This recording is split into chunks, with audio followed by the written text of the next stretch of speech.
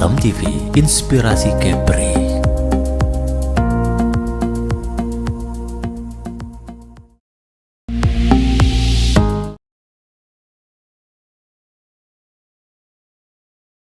Donella Bangun hari ini di program Breaking News Pilkada 2024 melaporkan langsung dari Hotel Haris Resort Barelang Batam karena hari ini akan dilaksanakan rapat pleno terbuka rekapitulasi hasil penghitungan perolehan suara tingkat kota pada pemilihan gubernur dan wakil gubernur, wali kota dan wakil wali kota Batam tahun 2024. Hari ini pemirsa, Rabu 4 Desember 2024 KPU Batam akan menghitung hasil pemungutan suara yang sudah dilakukan pada 27 November 2024 lalu.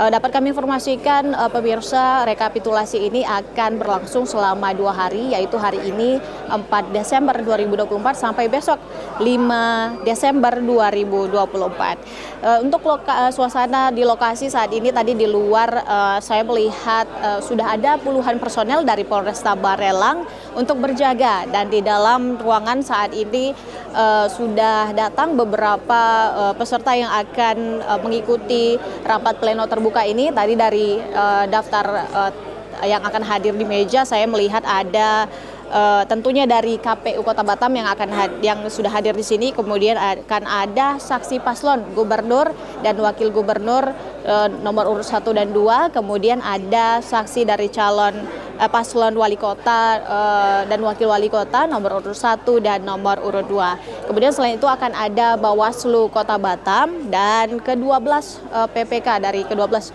kecamatan di Kota Batam, yaitu ada PPK Batam Kota, kemudian ada Belakang Padang, Batu Ampar, Bulang, Bengkong, Galang, kemudian ada lagi Sagulung, PPK Nongsa, Lubuk Baja, Seibeduk, kemudian ada Batu Aji, Sekupang, kemudian selain itu akan ada lagi OPD begitu yang akan hadir, yaitu dari Kejari Batam, kemudian ada lagi nanti Ketua DPRD Kota Batam.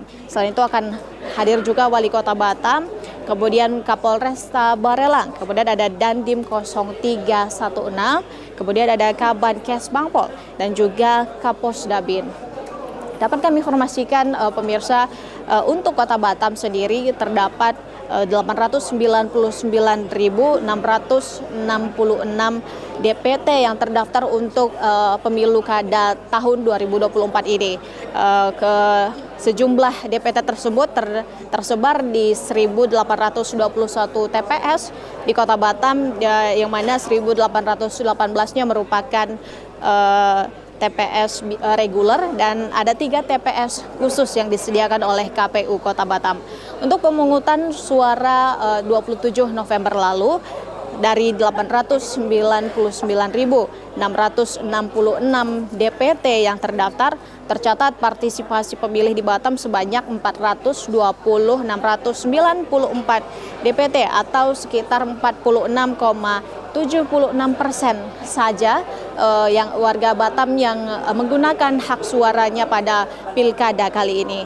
Kemudian pemirsa, perhitungan suara sebelumnya sudah dilakukan di tingkat kecamatan yang dilakukan oleh Panitia Pemilihan Kecamatan PPK dari 28 November lalu sampai 3 Desember 2024 yang sudah berlalu. Kemudian hari ini hasil dari penghitungan tingkat kecamatan dibawa ke tempat ini dan akan dihitung di tingkat kota dan dikirim dari kecamatan menggunakan jasa pos untuk menjaga keamanan serta hal-hal yang tidak diinginkan, dan tentunya dengan pengawasan ketat oleh pihak kepolisian. Kemudian saudara, proses penghitungan hari ini akan dilanjutkan dengan rekapitulasi tingkat provinsi yang akan dilaksanakan pada tanggal 9 sampai 11 Desember 2024 mendatang. Maka akan semakin dekat di mana kita akan mengetahui siapa gubernur, wakil gubernur, serta wali kota dan wakil wali kota yang akan memimpin Batam dan Kepri selama 5 tahun ke depan. Baik pemirsa, kalau bisa kita ulang lagi masa pilkada kali ini yang sudah dimulai waktu itu sebenarnya sejak awal tahun. Kita sudah mengetahui beberapa nama begitu ya yang akan mendaftar sebagai wali kota, wakil wali kota baik maupun gubernur dan wakil gubernur yang akan ikut berkontestasi begitu dalam pilkada kali ini. Sebenarnya awalnya kalau kita bisa ingat lagi itu dari Februari sudah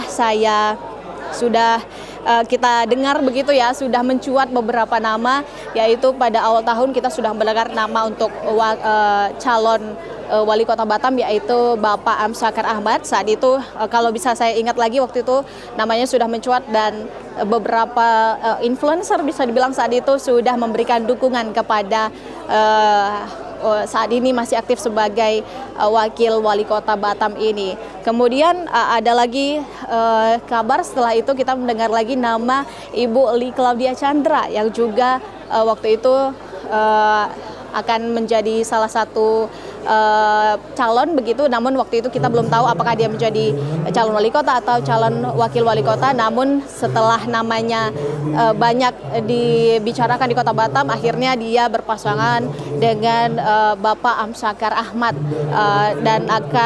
dan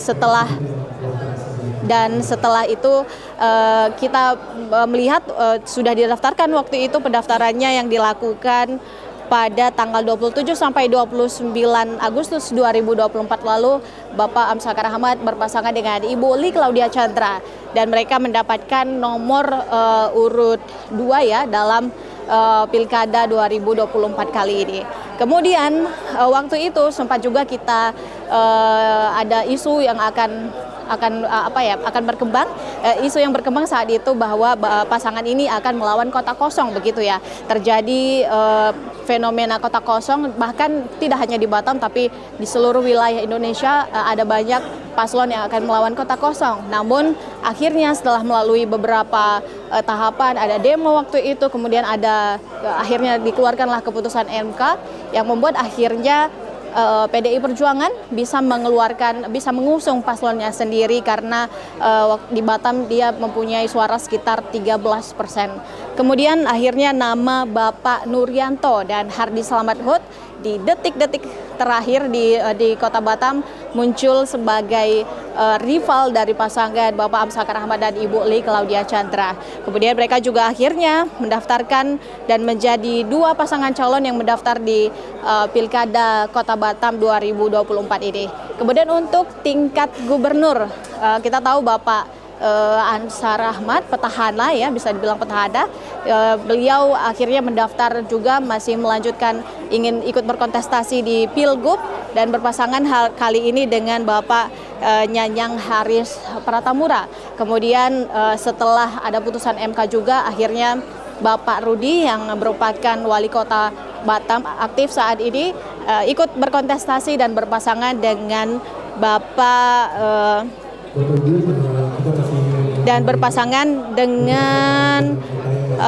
Bapak Anur Rafiq ya begitu. Saat ini masih menjabat sebagai Bupati Karimun. Kalau bisa kita ulas pemirsa Batam TV, profil para paslon yang mendaftar baik itu di Pilgub maupun di wali kota dan wakil wali kota Batam, yaitu ada yang pertama adalah Bapak Ansar Ahmad. Bapak Ansar Ahmad ini merupakan kelahiran Kijang, Tanjung Pinang. Kemudian dia latar belakang pendidikannya adalah Fakultas Ekonomi Universitas Riau Pekanbaru dan lulus pada tahun 1989. Kemudian beliau juga mengambil strata 2 bidang Magister Manajemen yang diraihnya di Universitas Muhammadiyah Prof. Dr. Hamka. Kemudian awal karirnya sebenarnya untuk masuk ke dalam dunia politik itu sebenarnya diawali dari beliau menjadi aparatur sipil negara ASN di kantor pemerintahan Kabupaten Kepri. Kemudian karirnya berlanjut dan akhirnya menjadi kepala subbagian program kerja Sekretariat Wilayah 2 Kabupaten Kepri. Kemudian tahun 1977 beliau dipercaya sebagai pejabat kepala bagian ekonomi Sekretariat Daerah Kabupaten Kepri sampai tahun 2000. Kemudian begitulah akhirnya sampai beliau masuk menjadi Gubernur Kepri dan kali ini juga masih mendaftar sebagai paslon. Kemudian ada lagi wakilnya itu Bapak Abdul Rafiq yang merupakan saat ini Bupati Karimun dan akan mendampingi dan sudah mendampingi Bapak Muhammad Rudi.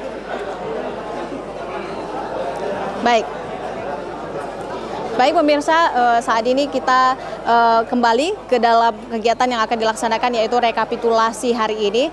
Kita sudah melihat beberapa peserta yang akan menjadi peserta rapat pleno terbuka ini sudah hadir dan menduduki kursinya masing-masing. Kurang lebih 10 atau 20 menit lagi rekapitulasi akan dimulai dan kita semua akan mengetahui bagaimana hasil yang didapatkan begitu ya di Kota Batam maupun Provinsi Kepri, karena 27 November kemarin kita sudah mencoblos menggunakan hak suara kita, dan walaupun sudah ada sebenarnya saudara hasil hitung cepat yang beberapa paslon sudah mengklaim kemenangannya begitu ya, namun hal itu belum bisa dipastikan karena rekapitulasi masih berjalan hari ini dan semuanya akan resmi diumumkan setelah KPU mengumumkan begitu ya, setelah nanti penghitungan selesai di tingkat provinsi. Kemudian saat ini kita dengar di belakang sudah di absen begitu ya PPK yang sudah hadir, dan mungkin acaranya akan dimulai segera begitu pemirsa, dan akan kita saksikan bagaimana per kecamatan akan dihitung begitu, direkapitulasi semuanya. Akhirnya di tingkat kota akan selesai. Kita akan segera tahu beberapa jumlah persentasi suara yang memilih di Kota Batam maupun Provinsi Kepri begitu. Kemudian saudara, hari ini sebenarnya walaupun proses rekapitulasi sedang berjalan di luar, kita tahu di Kota Batam sejak awal proses pilkada sampai hari ini begitu banyak begitu banyak hal-hal yang terjadi begitu bisa kita bilang, karena di awal tadi sudah saya sebutkan bahwa ada demo yang akhirnya membuat kota kosong tidak jadi ada di Batam, dan di Kepri hanya ada tinggal di Bintan. Kemudian bahkan sampai kemarin ada debat pertama yang sudah dilaksanakan dan debat kedua yang sudah direncanakan namun tidak jadi dilaksanakan karena ada masalah tatib waktu itu. Dan sampai hari ini pun ketika sudah dilaksanakan pengumuman ada masalah money politik dan sebagainya waktu itu, dan hari ini sudah masuk ke tahap rekapitulasi, namun tetap ada masalah begitu ya, ada pihak-pihak yang belum menerima dengan hasil pemungutan suara kali ini. Baiklah pemirsa, kita akan menyaksikan bagaimana proses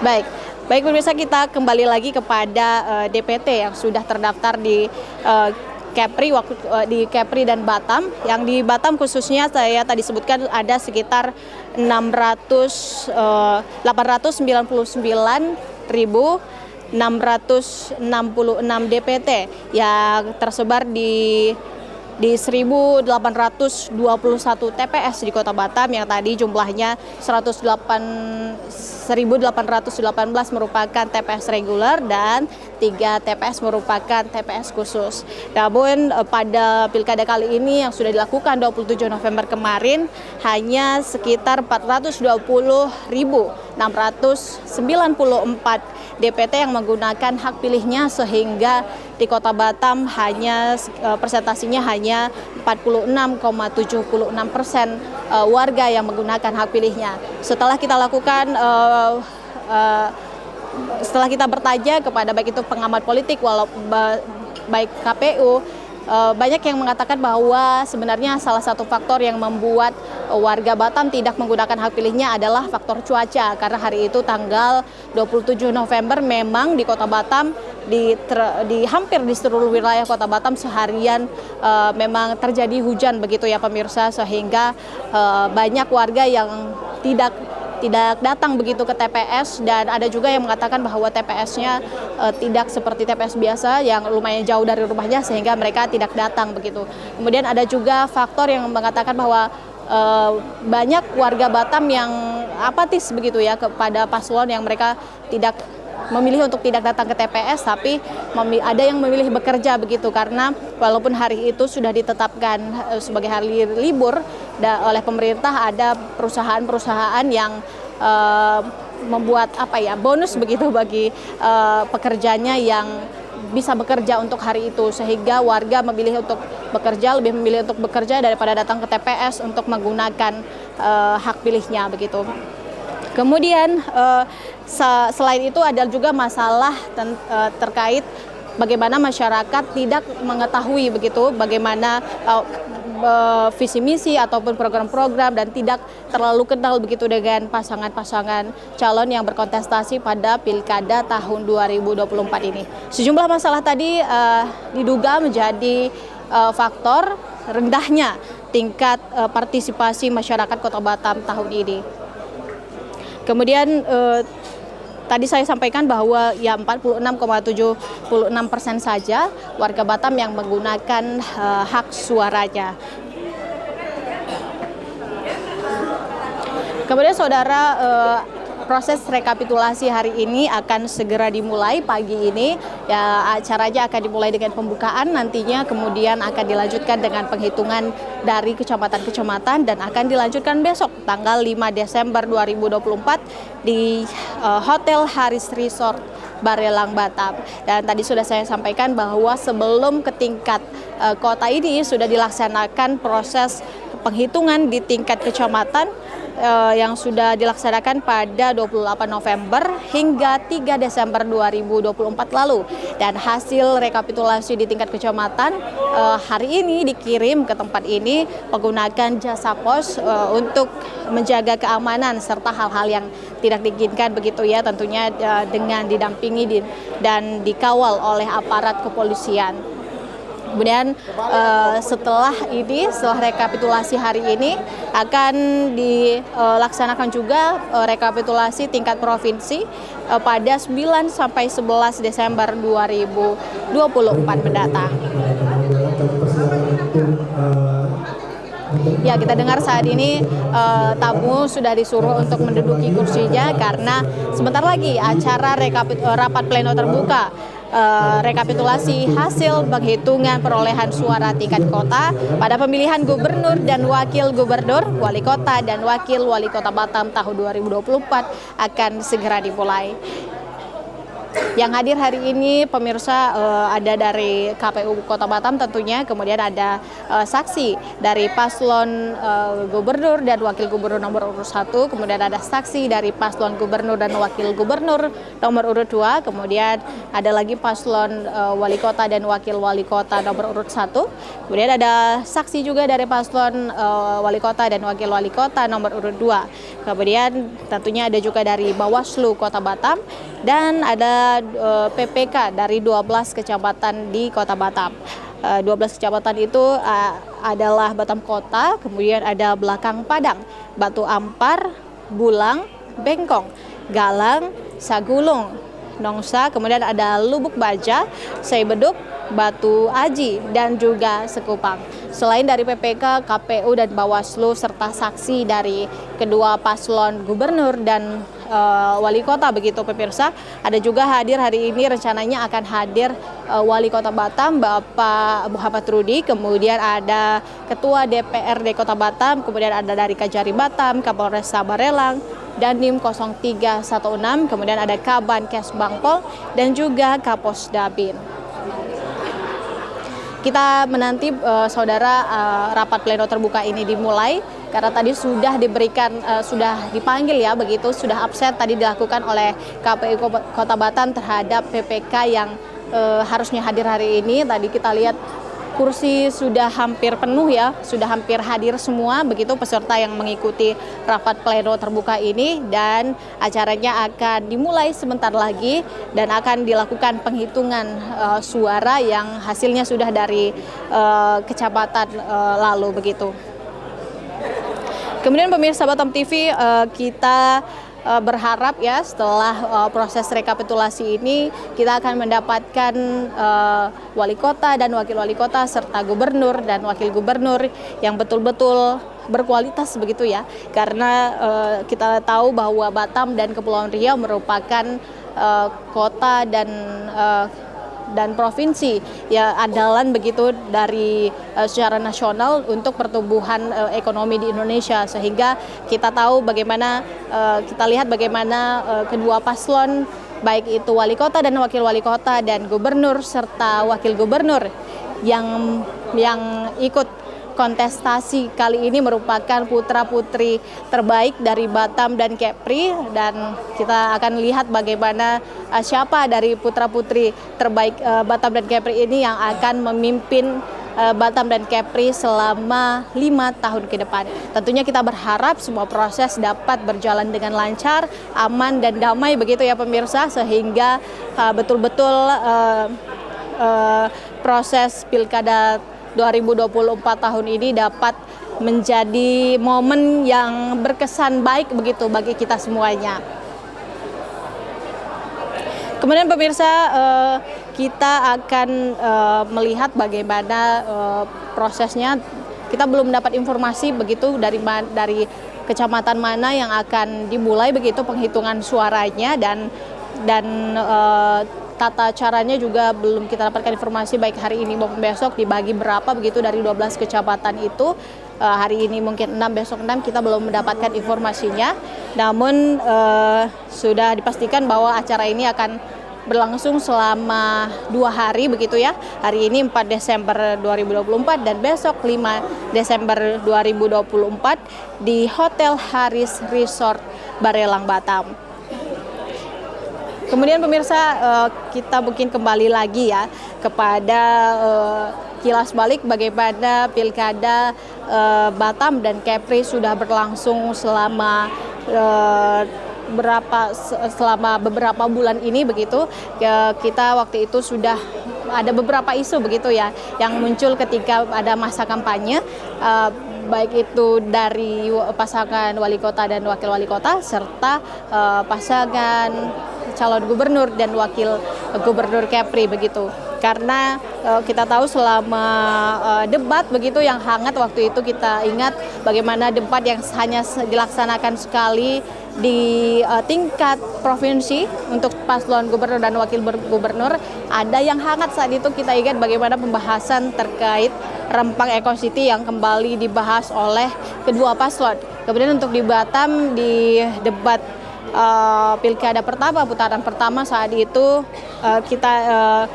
kita lihat bagaimana juga kedua paslon ini menunjukkan visi misinya kepada rakyat Batam yang temanya saat itu adalah tema debat pertama yang dilaksanakan pada 1 November 2024 untuk wali kota dan wakil wali kota Batam, yaitu penguatan pembangunan inklusif dan transformatif menuju Batam Emas 2045. Kita melihat bagaimana visi misi dan program unggulan kedua paslon saat itu ya, walaupun saat itu ada beberapa hal yang menjadi heboh begitu ya di media sosial, baik